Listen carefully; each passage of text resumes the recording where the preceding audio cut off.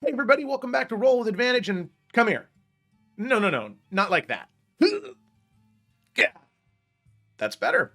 Welcome to Roll with Advantage, and welcome in this kind of strange format, but this is a new show, D10, where in 10 minutes or less, I'm going to be talking about a specific piece of advice that people from either our YouTube members community or in our Discord server have specifically asked about. The catch is, I need to roll for what I'm going to talk about. So people have provided those options either from our YouTube members or from our Discord server. So be sure to become a member of that and a member of our Discord server. But what we need to do now is we need to take a look at our list and then roll a D10. So here we have our list. Let's go ahead and move over to the dice over here. Where's my D10? There it is. And let's roll it. We got a 2. So, 2. How to react when players do something you don't expect. So let me go ahead and put you back up. Better. You're more stable now. I'm sure that feels so much better. So the advice for today, how to react when player characters do something you don't expect. Because I'm sure as a DM, you've probably been there before, right? Maybe all of your players start to look at each other and they have this evil, devious smile that's typically reserved for the DM. And then they say something. They say they want to do something.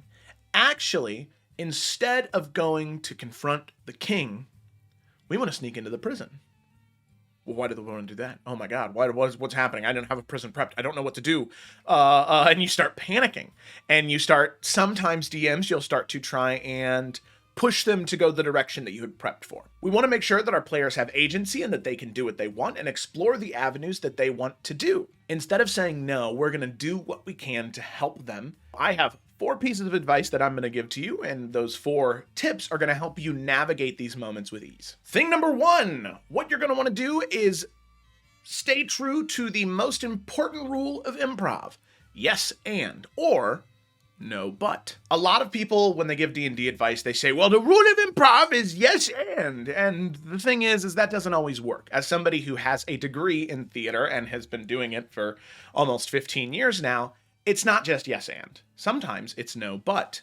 It's a very important caveat, right? Your players might say, hey, instead of going to the king's council to have that meeting we have with him, we want to sneak into the prison. You don't have to say yes, and. What you can say is, well, that could work. Like, no, but while that's not going to work right now, you do know that there is the prison is too hard to get to. You know, you don't have enough time. The king is expecting you, but there is a private holding cell in the palace itself.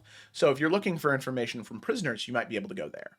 Right, so that way you don't have to go all the way to, halfway across the city to the prison that's there. Right, within the palace itself, they can go and do a short bit of exploration there first. At the end of the day, D&D is a collaborative storytelling game. In fact, most tabletop RPGs are. So we want to make sure we're doing things that enable our players to do what they want to do. As a DM, you're a player at the table. You're supposed to have fun too, but you're also in charge of everybody else having fun. So that means sometimes you need to put your anxieties to the side and let them do what they want to do. Yes and no, but is a great way to do that. Advice number 2.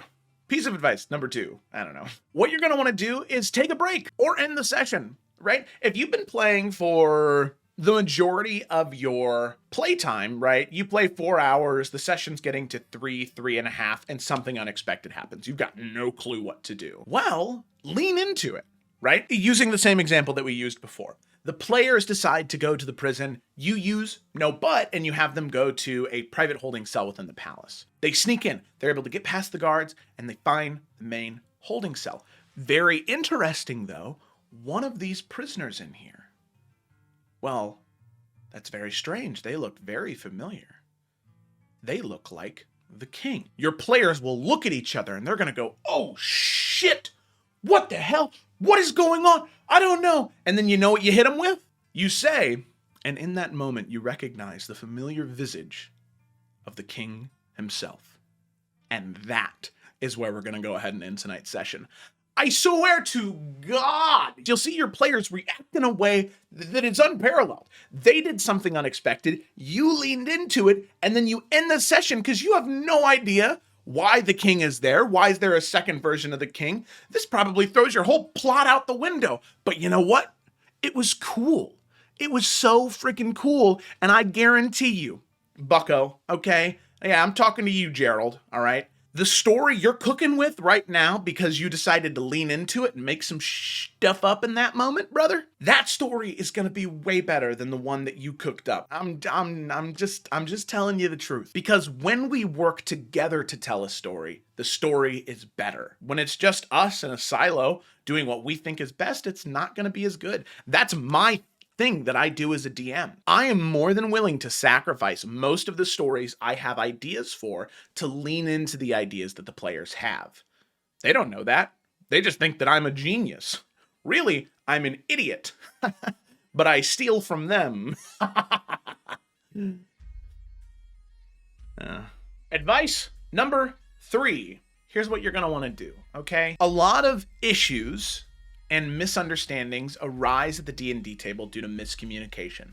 So when something happens that you were not expecting, ask a lot of questions to the players. They've obviously been cooking with this plan for a while, or they just thought of it immediately. Regardless, some things need to be figured out. Take time. It's okay if it doesn't feel smooth. You want to make sure that you're doing exactly what the players had in mind. So stop the game for a minute, right? We don't need to role play in this moment, but just to clarify, so you want to do this? Okay. So then that means you want to also do this. The reason you do that is so, one, you provide yourself time, you stall, you start thinking about what could happen and how things could develop there. Maybe as you're talking, write some notes down. Anytime you have an idea, write it off to the side. So that way you're already brainstorming how to deviate from the current path. Doing that, you are prepping. You're prepping in that moment, but you're asking the players questions, so they're part of the prep. You are delegating the preparation and you're communicating. Wow, crazy. 2 very important skills for life. You're using at the table at a moment's notice. Look at you. I'm so proud of you. Good job. That's awesome. I'm so happy. Okay. Our 4th and final piece of advice: reward your players for doing something unexpected. They went out of their way. They decided to think about the game outside of the game. Or they took what you presented and they came up with an idea about the story that they're excited about and they want to see if it does anything. The worst thing you can do is tell them no and that you need to do what I've already prepped. When you do that, you take the steam away from the player. Then they're not as excited about playing your game. They're not as excited about coming up with ideas because, well, they already told me no once. God forbid it happens a second time. They'll be too afraid to deviate from the path out of fear of making you upset or angry or stressing you out too much. So when things like this happen, I really encourage you to take a breath, to listen to what they're saying, to try and help them execute it and reward them for coming up with something cool. You know, it doesn't necessarily need to be a magic item or gold. You can reward them in plot points, right? They can learn things about the plot, but it's something super important to keep in mind. You want to reward them. You want to make them feel good about making choices, because then your campaign will evolve in such a crazy, awesome way. All right, there we go. There's D10. There's your quickie at Vice. I hope you enjoyed. I know I did. It was a lot of fun. I like the roll table thing. That's kind of cool. So maybe we'll stick around and do this some more. Like I said, become a YouTube member or a member of our Discord server to submit those ideas if you have them. This weekend, if you're free, tomorrow, actually, we're going to be hosting a 24-hour charity live stream for a kid again. You can find more information about that charity here. We have tons more advice videos all throughout the channel. Please check those out as well if you want something a little bit longer in form. But that's it. Thanks for watching, and we'll see you next time.